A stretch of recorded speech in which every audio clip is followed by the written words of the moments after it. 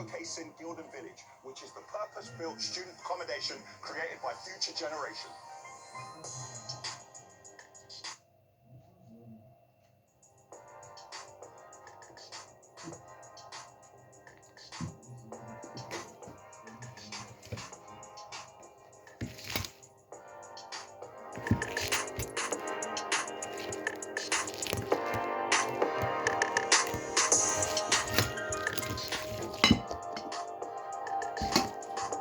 This is the first time at Asheville that we've brought you student accommodation, and this is a project which is close to my heart, as 3 years ago, Asheville were part of this. Since then, the project has moved on massively, and a main contractor took over. Before I go into the details and tell you where the project is now, I'd like to share with you the history and the construction project cycle. Before any of the main structures were built, Asheville started on site with demolition.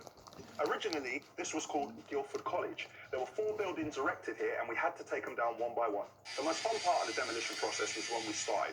This was previously a construction college. As we went through rooms, we found areas where you could learn carpentry, we found areas where you could learn mechanics, and then we found standard classrooms where I guess people did a lot of their written exams. Once the fun stuff was over, we got into the nitty-gritty of the demolition, and that was not without its challenges. We had to try and keep the road clean, we had to try and keep dust down.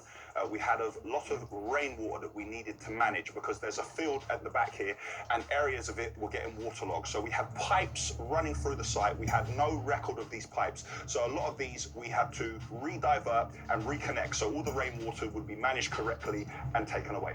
Also, we had to consider the archaeological elements here because this area is subject to watching briefs, which mean we have to excavate footings very slowly. And we found Roman ruins here. We found some old pottery cups, we found plates, and we found a Roman brick wall. As soon as we found it, we had to stop immediately. We had to alert the authorities, and they came down, and they were in white suits like astronauts, and they watched us. They documented, took away what they could, and when they were finished, we were able to carry on. The next challenge we had was hazardous material. So there was asbestos all over the buildings. We had to remove all of that before the buildings were demolished. And then when we began to excavate and remove footings, we saw materials that looked suspect. We had those tested. It was confirmed it was, and then we had to have all of those removed. Once the hazardous material was gone, and we pulled all the buildings down, we began to screen and crush the material so we could make a pilot map. At that point, the main contractor, McLaren Rush, took over. Because of the relationship that we built with them, they brought us in to do the muck away.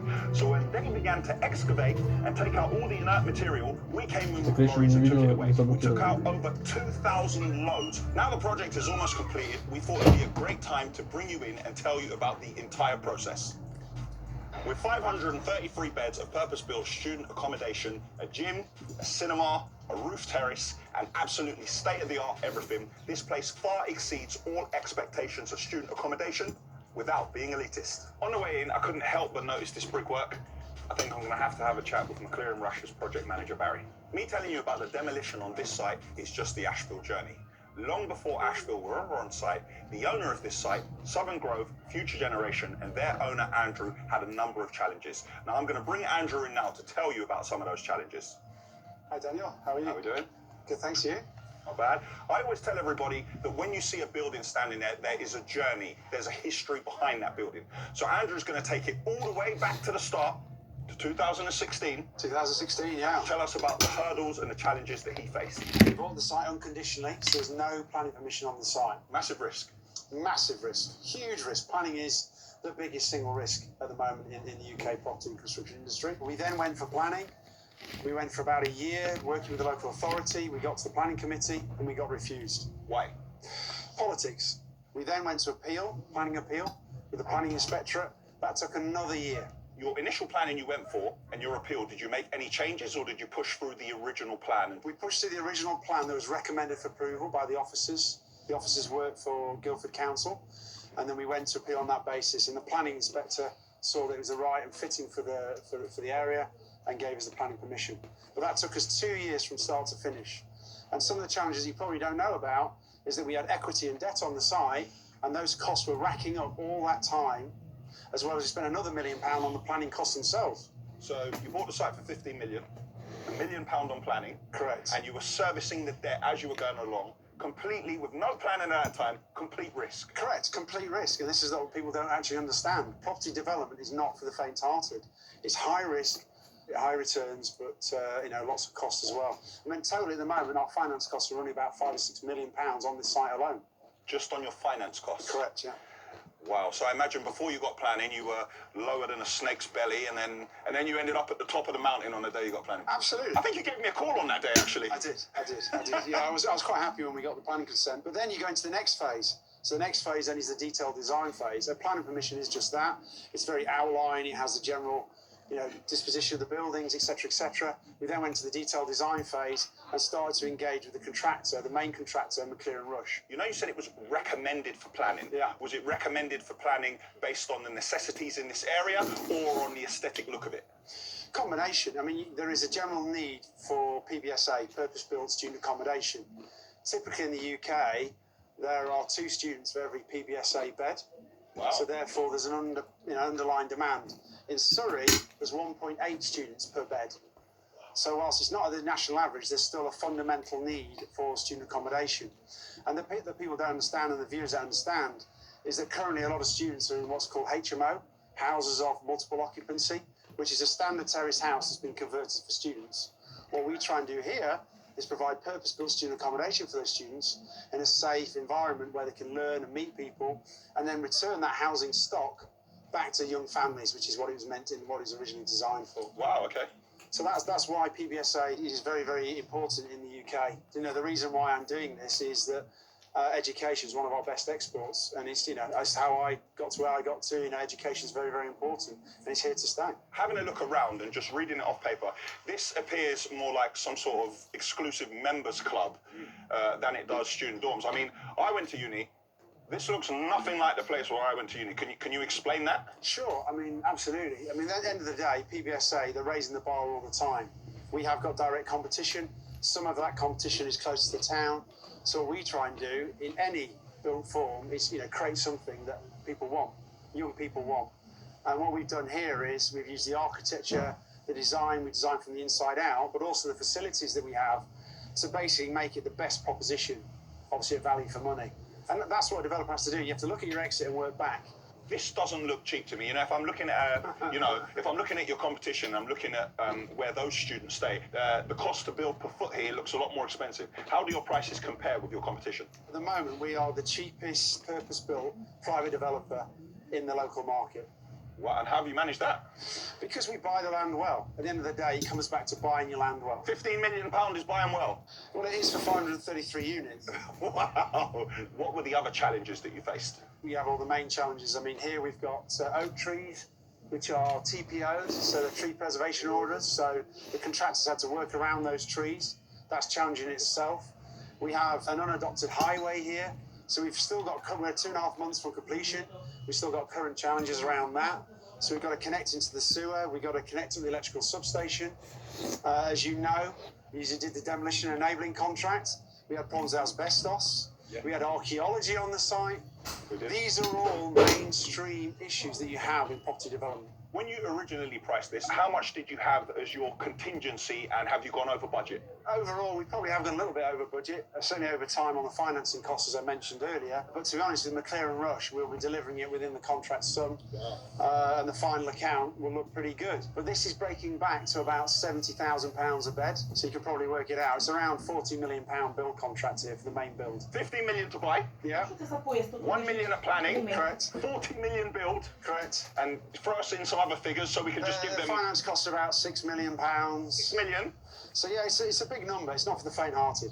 And what are we renting out? A rough number, you don't have to tell us. Yeah, the ensuite rooms at the moment are retailing about £199 a week. £199 a week, and let's hope for... It seems expensive, but not for Surrey. You got to remember, we're 40 minutes from London here. Yes. So there is almost a London weight into those prices. Okay. So if I were to take that figure and times it by 533, if we had full occupancy, we would know exactly what Andrew's pulling in. Yeah, pretty much, Daniel. Yeah, spot on. Andrew, Southern Grove. He's got his name above the door, as I like to have. Tell us about Future Generation. What's the thinking, Yeah, well, Future Generation was conceived about 4 years ago, but basically on the back of this. This is the jewel in the crown. But Future Generation is a sub-brand of Southern Grove, so it's trademarked by Southern Grove. We've got our joint venture partners, Tadaman, who provide the equity and the support to make all this happen. But basically, it's a standalone trademark and brand used for our student accommodation, our PBSA. Andrew, tell us a little bit about your vision here. When you walked around here first, before you bought it, you had an idea in your head. Is that exactly what you've transformed here? I think originally, our original vision, we wanted slightly more units and a larger scheme, but then you're constrained by planning. Guildford itself, as the University of Surrey, has a need for PBSA, as I've mentioned, has a need for this type of accommodation. Now, there are some challenges. This scheme is about 30 minutes from the campus, the University of Surrey campus. So we had to have a vision. We had to think, how is this going to work? How are we going to attract people here? And as you identified earlier, this is because of the facilities that we provide and the fact that we're in a park. So we're in Stoke Park, we've got a natural, beautiful parkland around it, and students only spend 10% of their time on campus. So at the end of the day, they're going to be in a much better feel here, safe, secure, with all the amenities you can possibly, imagine. And that's why we call it Gildon Village. It literally is a village in this location. So originally you wanted more beds. So by having less beds and providing all these amenities, did you actually take a haircut off your original bottom line? Yeah, I mean, it's inevitable. If you buy a site unconditionally and you have to go through the planning process, your original vision and the end doesn't always match up. It's very, very unlikely. But it worked within the constraints that we had, and we've obviously moved forward.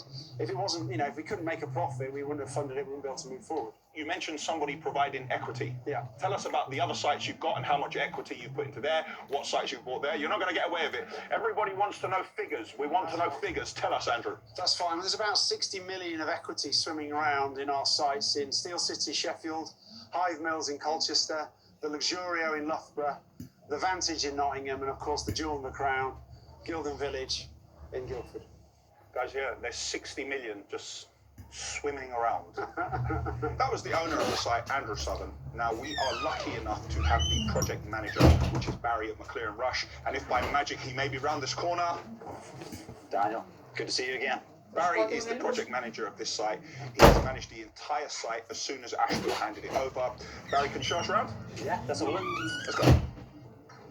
Let's talk a little bit about our history, because we handed the site over to you guys. We were basically put in a basket and given to you by Andrew, weren't we? So he was like, you two get on with it, just carry on. So you didn't have to use us.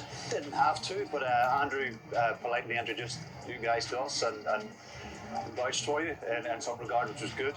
We needed someone with the capabilities of taking the muck away from site. There was 416 piles on site at 25 metres deep, 415 millimetre in diameter. As we're piling into the ground, there's a lot of muck at 25 metres deep to come out. We needed to get that off site. I can imagine when you're going into the ground, as the muck is coming out, if you don't get rid of it immediately, it's a space problem. And if you were to fall behind on program at that early stage, it'd be catastrophic now. Obviously, everything's a knock-on. I don't need to tell the project manager of the year. I don't know about that just yet. Space is one thing, but if you recall, the weather at that time was atrocious. Yes, it was. Absolutely atrocious. The diggers, the dumpers going through that period of time was generating more muck as well, and the more we had it sitting here, the more effectively it was turning into soup.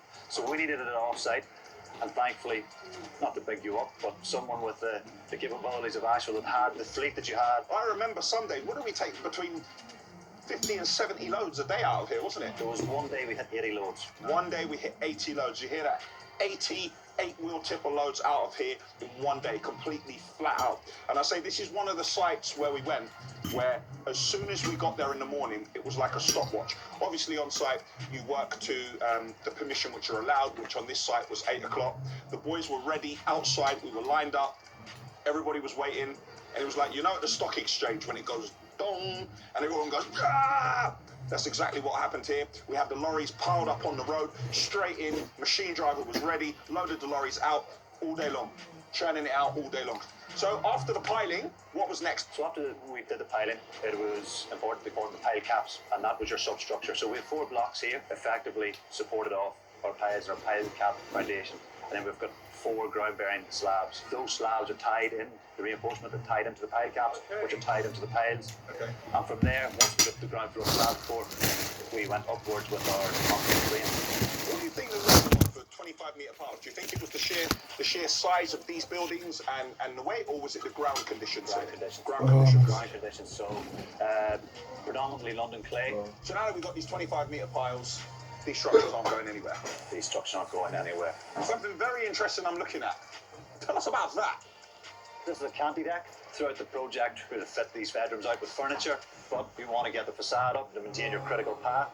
What we decided to do with this project was keep a loading bay out in each block, and we use those canty decks up there so they roll out.